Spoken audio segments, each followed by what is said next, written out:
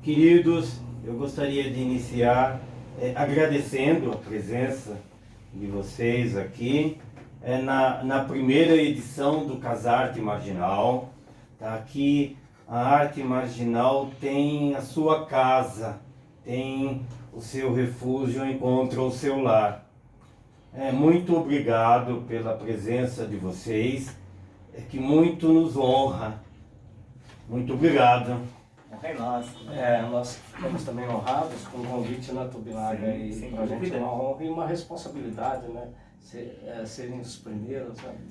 Exatamente. Esta parte do primeiro, a história, né? Sim, a primeira edição do nosso programa e vida longa, né? Muito bacana a gente conseguir fazer isso com chave de ouro. Vendo vocês aqui. Obrigado pelo convite mais uma vez. Isso aí. E começando um pouco falando do programa, a introdução, né, a ideia, antes de mais nada a gente agradeceu o espaço, né, a nossa casa, o nosso ilê, a nossa oca, que é o Casileoca, esse espaço maravilhoso, muito acolhedor, que, né, fez essa junção para a gente começar o programa, começar a falar sobre algo que tá se perdendo no tempo, que as pessoas estão fazendo, mas não estão colocando isso num papel, registrando esses momentos, que são esses encontros que a gente tem, né? Que são os saraus, onde a gente faz música, a gente faz poesia, a gente fala do que está acontecendo nos dias de hoje.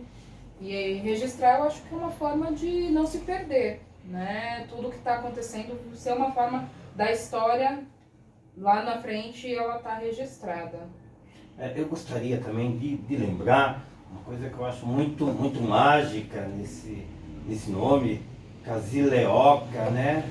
A casa Leoca, então a casa de todas as raças, né? A junção daquilo que é casa na língua portuguesa, daquilo que é casa no Tupi-Guarani, daquilo que é casa pro africano. Então eu acho lindo essa junção, essa brincadeira linguística que vocês promoveram no nome de Casileoca, que é a casa de todas as raças. Então agradecendo não só ao espaço, mas agradecendo a essa ampla homenagem, essa ampla acolhida às nossas matrizes genéticas. Então, obrigado, Casileoca, obrigado, Liberto. Muito obrigado. Eu também já aproveito e que fiquei muito honrado que de repente quem foi abrir o portão pra gente? Liberto, então, olha onde estamos. Foi uma recepção libertária. Sim. Aí, olha só, então, muito bacana, foi uma surpresa agradável estar aqui. E saber que o programa acontece aqui. Parabéns a todos. E também em nome deles, obrigado pelo espaço aí para poesia, para música, para arte, para os saraus, né? Aline, sim. Paulino, acho que é isso. Legal. Eu e Nilu temos o maior prazer em recebê-los aqui. Obrigado. É uma satisfação muito grande. Isso mostra a satisfação que nós temos de receber todos desta casa. Então, estamos aqui iniciando o nosso programa com os conversadores, Cacá Mendes, Edson Tubinaga, tá? Sejam muito bem-vindos. Gostaria de agradecer também a todos os ouvintes que estão aqui nas ondas da web, prestigiando o nosso programa. Cacá, a arte, ela é algo imaterial, algo intangível, né? Quando que você se viu artista, né? Quando que você se encontrou como alguém que cria arte através das letras? Então, essa história começa muito cedo, acho que lá pelos 12, 13 anos. Eu sou mineiro, né, de Monte Belo, Minas Gerais, e a minha infância toda eu tive a alegria, a oportunidade de frequentar circo. Então foi através do circo que eu conheci o teatro, o drama, espetáculo circense, e aí a música, aí também através da rádio que eu conheci música. As primeiras músicas que eu ouvia eram músicas sertanejas, né? Porque meu pai, como sertanejo, ouvia a Rádio Nacional. Então eu ouvia a Rádio Nacional e também ouvia as telenovelas, porque naquele tempo era muito raro ter TV. TV eu fui conhecer bem. Então vem daí essa paixão. E depois me enveredei, comecei a fazer teatro amador, e depois do teatro amador foi um passo para poesia, para música. E aí eu fui descobrindo que era mais interessante para mim naquele momento. Então, bacana. A arte circense, ela envolve, né, muita gente, assim, desde criança, e vê como que é tudo mágico, tudo é mágico, né? Os malabares, aí daqui a pouco aparece alguém e tal, e aí você começa a se imaginar ali naquele universo também. Ela convida, a arte circense, ela é muito convidativa para criança e aí por diante, né? Muito bacana essa questão do circo. E aí, como que começou, Cacá, o seu envolvimento com os saraus? Então, os saraus foi, na verdade, assim, em 2008, a minha vida quase que toda eu fui produtor, produzindo teatro, dança, trabalhando para outros artistas, e meio que tinha deixado a poesia um pouco de lado, mas em 2008 eu resolvi, sei lá, pensar a minha poesia, mas trazendo um pouco a experiência profissional do meio artístico mesmo para enfim, aproveitar esse aprendizado aí e retomar meu trabalho de poesia, porque afinal naquele momento eu estava com 49 anos, hoje eu estou com 60. Aí eu reencontrei um amigo em Topinaga e me convidei para fazer um trabalho de oficina, onde a gente misturaria poesia, música, cinema, que eu também assim, tenho um envolvimento grande com o cinema a partir de cineclubes, também trabalhei muito nessa área. Então é por ali que eu comecei a realmente me interessar pelos saraus. E aí, assim, em 2008 a gente começou o grupo, fundou o grupo Os Conversadores. Em 2013 a gente criaria o Sarau dos Conversadores lá na Livraria da Vila, né? Depois de meses infernizando os caras, resolveram abrir espaço pra gente. Enfim, foram muito gentis lá com a gente e ficamos lá por 5 anos e 8 meses na Tupinai. Aqui uma parte, né? Como é difícil espaços que acolham, né, essa nossa arte, e sempre com muito esforço, sempre com certa desconfiança e tal. Me diz uma coisa, eu estou muito curioso para saber qual foi essa sua relação com o teatro, como é que se deu isso, Cacá Mendes e o teatro, como que isso aconteceu? Conta um pouco mais disso pra gente, por favor. Nos traga luz a esse seu lado. Mas eu fiz pouco teatro, né? Fiz pouca coisa. Eu fiz teatro na minha terra, cheguei a fazer teatro quando eu tinha uns 17 anos, fazia parte do movimento de igreja. Aí eu dirigi uma peça lá que eu tinha escrito também. Aquelas coisas que você não tem a mínima noção do que é, mas você vai fazendo e vai se encontrando lá. E depois eu mudei, né, me mudei, fiz 18 anos, me mudei para Campinas, onde eu comecei a fazer teatro amador. Fiquei 1 ano e pouco em Campinas, depois de lá vim para São Paulo, né, com bastante interesse em fazer teatro. Mas aqui eu tive certa dificuldade para conseguir espaço, porque aqui tudo muito mais disperso, muito maior, né? E aí eu acho que isso, meio de certa forma, me jogou um pouco nos braços da poesia e da música, que já era um pouco, que já vinha lá, assim, uma coisa de tempos em tempos me cutucando, né? Essa coisa da música, da poesia. Aí você conhece amigos, e amigos também estavam muito ligados à música, à poesia. Aí foi arranjando parceiro, aquelas coisas.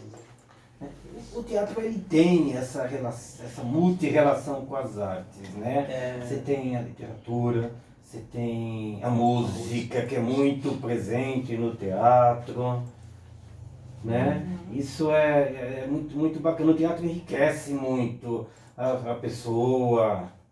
O teatro dá uma base pra gente, né? Essa coisa que eu acho que eu tenho, que a gente, né, eu Topinaga, assim, nas nossas apresentações, Eu acho que a coisa do teatro está muito presente, né? Por causa desse histórico também, né? Aí também tem a história do Tobinaga, enfim, com a música dele, com a própria vida, né? Que vem somar com isso, onde a gente acaba criando algo mais performático, digamos assim. Aí é interessante, outro apêndice, a apresentação de vocês é muito teatral, né? Tem muito disso da expressão facial do ator, a gente observa isso, né? Muito presente. Essa influência forte aí, né? Acho que a gente tem que lembrar também da preparação que a gente teve, que é no começo do nosso espetáculo, a Josiane Alferman, que nos auxiliou bastante fazendo a direção cênica, trabalho corporal. A direção cênica. Quem deu a orientação para vocês de como começar e performar. E naquele tempo, quando a gente começou o trabalho, a gente pensava que a gente queria fazer um espetáculo de música e poesia, e não show. Né? Mesmo porque se a gente fosse botar no papel e fazer, somar, a gente fala, bom, a gente não tem força ainda para fazer show, para achar que canta, não sei o quê. Então a gente achava que o trabalho da música e da poesia como espetáculo em si, a gente podia dar conta sem medo de errar. E com 49 anos e mais 40 nas costas que você podia ter, mais ou menos. Quase 90 anos, quase 90 anos no palco. Os dois ali, não podia errar muito, né? Então a gente... E aí acho que a gente foi muito assertivo nesse ponto. Então aí a gente começou a buscar referências também, né? Desde Mamonas Assassina, a Gonzagão, Chico Buarque. E se a gente pegar a música popular Música brasileira... erudita também. Música erudita, né? Você vai chegar aí, com certeza. Tá aqui. Ainda não está na pauta. Na verdade... Tá aqui, Bom, tá depois pronto a gente até com fala. água na boca para chegar esse Depois a gente momento. fala dessa gênese aí, né, do que deu esse pontapé aí, né? Mas é isso. Você falou do Cineclube, né? São Paulo teve um momento em que os cineclubes, eles estouraram. A gente tinha cineclube em Pinheiros, no centro, vários cineclubes, né? Você coloca isso na tua história também, né? Fala um pouco disso, porque é uma coisa que às vezes a gente sente falta de ter cinemas que mostrem, né? Os filmes alternativos, os filmes marginais, as produções nacionais que não vão para os grandes circuitos. E durante um período, nesses cineclubes, você conseguia enxergar isso, né? Como é que foi isso? Fala um pouco mais dessa sua relação do cineclube. Tá. Rapidinho aí, os cineclubes, eles nascem praticamente junto com o cinema, né? Quando os irmãos Lumière, oficialmente a gente tem, são os criadores do cinema, os inventores do cinema, criaria o cinema e para espalhar o cinema pelo mundo foram criadas várias equipes que nada mais eram que cineclubes. E depois oficialmente no Brasil o primeiro cineclube vai se chamar Chaplin Club, criado em 1928, se não me engano. Agora, isso oficialmente, mas antes disso teve uma outra experiência chamada Cine Paredão, que era uma iniciativa de alguns jovens, não lembro o nome das figuras agora, se reuniam para assistir filme e discuti-los depois. Então a base, a filosofia do cineclube nada mais é do que criar uma ponte para acessar o cinema, facilitar o acesso do público ao cinema. E o cineclube justamente é um clube de cinema onde você discute o filme que foi exibido, o que há por trás da tela e como você também ter acesso a uma programação de interesse maior da comunidade. Então, de se organizar em torno do filme. Então, é muito parecido, os saraus, como a gente se organiza hoje, é muito parecido com os cineclubes, com o tipo de organização dos cineclubes. Nós temos uma vantagem hoje, porque a gente produz, né? E naquele tempo, eu vou dizer, nos anos 80, que comecei a mexer com o cineclube, a gente não tinha acesso à produção. A produção era muito cara, porque era película, né? O vídeo estava chegando, mas era uma coisa inacessível ainda. Então a gente só podia, no máximo, exibir o filme e discutir. A gente tinha, sim, a liberdade de escolher o filme que quisesse, montar a programação que a gente quisesse, claro, dentro do que tinha disponível no mercado. E sem lembrar que a gente não tinha internet, não tinha Google, que a gente tinha que ir atrás dos filmes, atrás das distribuidoras, tinha que tirar a bunda da cadeira, como se diz, e correr atrás. Olha, desculpa, aí nos anos 80 mesmo eu tive a sorte, a felicidade de trabalhar, de ser um dos fundadores junto com outras figuras do Cineclube de Oscarito, e de trabalhar, de ser gerente depois desse cineclube que ficava na Praça Roosevelt. Me lembro de assistir tanta coisa, Então, eu frequentava ali. Olha só que maravilha. A gente só não se conheceu nessa época por destino. E também do cineclube, e depois fui trabalhar no Cineclube Bexiga, que já existia, era antes do Cineclube Oscarito. Esses dois cineclubes principalmente, eles são um pouco o que seria assim, são os espaços Itaú de cinema da época, né? Sim. Espaço Itaú de cinema que a gente conhece hoje é filho daqueles cineclubes. Até assim, quem organiza isso, quem está por trás disso, trabalhou e foi criado e formado em cineclube. A linguagem, né, que o Itaú propôs, lembra muito mesmo os cineclubes. Inclusive, esporadicamente você vê filmes alternativos sendo passados, né? Nesses lugares. Bem legal. Olha que poético, né? Você disse que nós nos reuníamos para assistir o filme e depois íamos conversar sobre o filme. Me remeteu à Sociedade dos Poetas Mortos, né? Todos lá para poder apreciar a arte e depois vamos conversar sobre ela, vamos discutir sobre ela. Que coisa linda, né? Muito bacana. Pra gente finalizar o bloco, fiquei curioso, você falou que foi para Campinas. Tá lá em Campinas, você trabalhou com teatro amador e veio depois para São Paulo, né? Me diz uma coisa, isso foi em que ano? 1979. Eu era menininho. 79. Bacana. Finalzinho da ditadura militar. Estava chegando a anistia, começando os movimentos operários, a Lula estava surgindo. Exatamente, naquela época em que a nossa democracia germinava, né? Essa democracia que a gente tem agora, ela começava a germinar, né? O final de um período de luto, um período de luto cultural, social, econômico, político.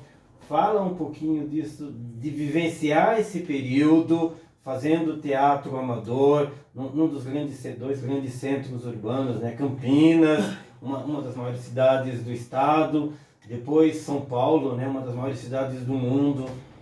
O que era fazer teatro nesse período? Então, eu cheguei a fazer uma das peças que eu fiz, né? Que eu acho que foi o único espetáculo que eu fiz em Campinas, assim, mais bem organizado, que era com um diretor de lá, que era o Benecino, uma figura muito bacana, influente lá na cidade e bastante sábio com a matéria do teatro.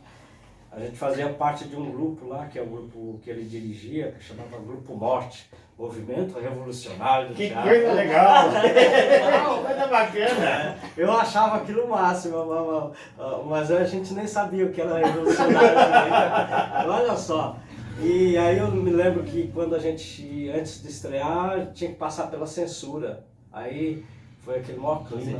Você viveu. Pegou esse pedaço de que tinha que passar pela censura. Aí a censora, né, que era uma mulher que foi lá assistir o espetáculo um dia, todo mundo tenso, porque a gente não sabia se ia passar ou não. Então foi uma coisa bem tensa. E para mim era uma coisa muito nova, né? Aí vinham as notícias de anistia, as notícias das greves do ABC que chegavam, e aquilo tudo começou a mexer muito comigo, e comecei a ter consciência das coisas ali, né? Falar, puxa vida, existe isso, né? E quando eu venho para São Paulo, logo na sequência eu vim para São Paulo, aí eu vou ter contato com o Partido Comunista do Brasil, com o PCdoB, cheguei a me filiar, né? Fiquei filiado oficialmente, acho que pelo menos um ano, assim. Depois, como eu encontrava pouco espaço para a cultura, né, eu achava que que não valia a pena ficar lá afiliado e, enfim, dentro de um esquema rígido de organização. E ainda, como era um período fechado, era clandestino, então eu achava que, não, enfim, que eu fora podia fazer mais e melhor para aquilo que eu acreditava. E entendia que não era aquilo que eu queria, né? Mas sempre estive perto e achava e acredito que o caminho não é outro, a não ser assim, se a gente mudar realmente essa sociedade, tiver uma sociedade igualitária. Claro que as formas hoje a gente sabe que elas mudam, né? De como conseguir isso. Mas aquele momento foi crucial nesse sentido de tomada de consciência, né? E que esse caminho vai fortalecer o caminho do teatro, vai fortalecer o caminho da poesia e da música, mas realmente ali eu começo meio que me distanciar do teatro como participante dele, como ator. Aí depois eu vou trabalhar no teatro, mas como produtor, que aí já era outra coisa, né? Tinha que sobreviver e pelo menos ganhando o pão de cada dia com aquilo que você gostava, perto daquilo que você gostava, era muito mais fácil, né? Então é isso. Muito legal. Eu acho que todos, não só nós aqui, mas os nossos ouvintes estão ávidos pela arte de vocês. Faz alguma coisa aí pra gente, por favor. Então... Hi. O meu nome é Carlos, mas podem me chamar de Cacá. Prazer, esse é o mundo, o vasto. Vai, cara, e minha mãe me olhava indo embora. Vai que o vasto mundo é agora. Vai, cara, ser gaúcho, mineiro, brasileiro, nordestino. Vai, cara.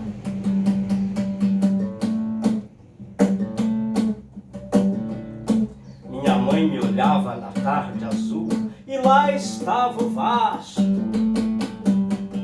E tinha mais pernas do que ônibus, metrôs, trens, navios, andando sem rima, sem ritmo. Vai, cara. E tinha mais pernas do que ônibus, metrôs, trens, navios, andando sem rima, sem tinta. Vai, cara. E tinha mais pernas do que ônibus, metrôs, trens, navios, andando sem rima, sem tinta. Vai, cara. E tinha mais pernas do que ônibus, metrôs, trens, navios, andando sem rima, sem tinta. Vai, cara. E tinha mais pernas do que ônibus, metrôs, trens, navios, andando sem rima, sem tinta. Vai, cara.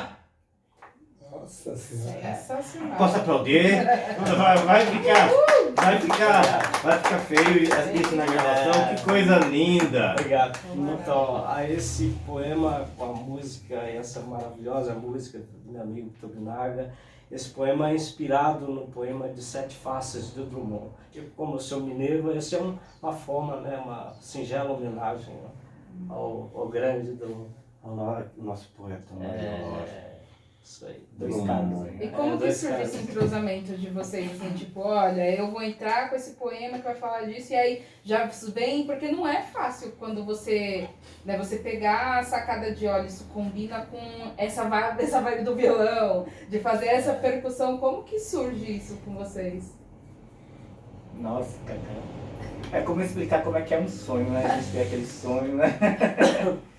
Mas é uma coisa espontânea, né? Lógico que a gente ensaiou bastante, né? Mas... Isso assim, nós temos uma coisa assim, o exercício e esse acúmulo de exercício, mas o princípio disso foi possível porque não adianta também a gente tentar exercitar em cima do que está, já começa errado, né? Mas eu acho que graças à abertura que o Tobinaga é um artista assim, ele tem muita disciplina para teoria e tal, conhece muito e tal, né, por estar em vossa presença, mas é uma pessoa muito aberta ao improviso e ao acaso, e isso facilita, né?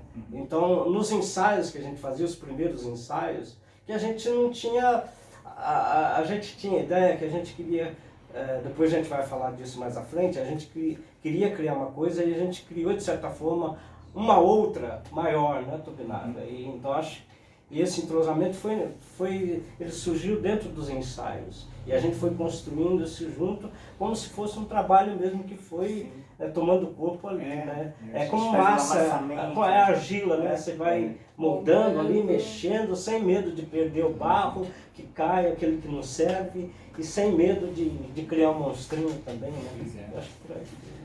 Edson, eu fico aqui imaginando lá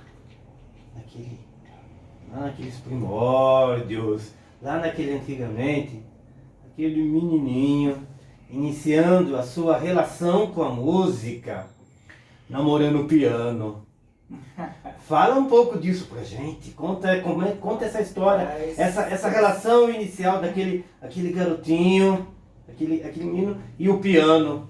Traz isso pra gente, por favor. Na verdade, assim, de 2 para 3 anos, meu primeiro presente foi um cavaquinho. Foi um cavaquinho. E aí, a partir daí foi uma empatia, né? Aí mais pra frente tive a iniciação musical pela minha mãe, né? Ela era bandolinista e os primeiros passos na música quem me deu foi minha mãe. E depois, formalmente, tive aulas particulares de piano, exatamente. O cara é sabido. Faz mais do que eu. É verdade, cara. Dos 6 para os 7 anos eu comecei a estudar piano com uma grande pianista, que é a Vânia D'Angelo Rodrigues, que é filha também de um grande chorão, o Rafael Rodrigues. Uau! Pois é. Então, a atmosfera musical ali, porque morávamos no mesmo bairro, né, Vila Jaguara, e ali era o seguinte, havia as rodinhas de choro também ali na casa do seu Rafael Rodrigues. Então, música clássica no piano, rodinha de choro, então o erudito popular sempre fizeram parte do meu universo auditivo. Que ano estava acontecendo isso, Edson? Dos 6 para os 7 anos, né? Então, 1974, por aí. 74 começa o teu contato com a música. Exatamente. Além das influências, né? Já de família, que isso... Sim, em casa a gente ouvia muita música clássica também. Fora a música tradicional japonesa, né? E aí é aquela loucura, né? Sim. Aí você começa com a música clássica, depois vem indo para o popular. Foi um interesse seu em querer vir pro, assim, né, rebeldia de adolescente, sabe? Não quero mais ouvir que meus pais ouvem, vou ouvir coisa nova. Eu acho que foi isso? Que a parte de disciplina eu tive através da música erudita, né? Música clássica. E eu entrei na Universidade de Música, mas também fiz a Escola Municipal de Música, onde eu estudei teoria, harmonia, percepção, matérias teóricas, né, de música. E a minha vida mesmo foi essa fusão, né? Eu não fiz muito, digamos, nunca discriminei a música. Para mim a música boa é que me envolvia, né? Então fazia parte do universo erudito, do universo popular. Você viu a facilidade, então, de trabalhar com ele? Assim, qualquer paixão me diverte. Qualquer paixão me diverte, exatamente isso. Não é o que não é fácil normalmente, né? A gente, enquanto a pessoa que está ali no conhecimento da música, existe uma certa divisão. Normalmente a pessoa que, né, ela tende a se esforçar, a estudar os detalhes, né, partitura, tablatura. Dificilmente elas desenvolvem interesse natural pela música mais popular, do que está acontecendo, do que está tocando nas rádios, né? Claro que a gente está falando aí de uma época em que nós tínhamos coisas boas na rádio e coisas boas nas escolas, né? Então a escolha era um pouco difícil, e mesmo assim você você continuou, você fez a tua formação, né? Muito bacana isso, do estar ali envolvido com a música nessa época. Isso você estava com quantos anos, você disse? bom. Isso já da adolescência, eu já vai Adolescência, o que não é fácil, né? Hoje em dia, por exemplo, você não vê, né, o pessoal querendo ou se interessando logo cedo pela música, é mais pra frente, né? Com mais... Eu acho que hoje em dia, com o acesso tanto para a música erudita quanto para a música popular, né, ela já com a internet também, mas com umas escolas mais bem estruturadas, eu acho que as escolhas, tanto para um universo quanto para o outro, são bem plausíveis, né? E eu transitei mesmo pelo erudito popular até a fase adulta, né? Tanto que eu ganhei um prêmio em 2000, isso quando eu tinha 33 anos, né? Um prêmio da Rádio Cultura, a Sociedade Brasileira de Música Contemporânea. Uau! Eu ganhei com a peça sinfônica. Como foi esse? Conta mais pra gente como foi esse prêmio, assim, opa, como assim, né? Pois é uma composição de uma música sinfônica, um concurso nacional, e eu fui um dos 5 vencedores, né? Não havia diferença de colocação, eram todos vencedores, né? E aí teve a estreia pela orquestra da Rádio Cultura. Vejam só, a Rádio Cultura tinha uma orquestra, né? A Orquestra Sinfonia Cultura, que foi extinta, isso em 2003, mais ou menos.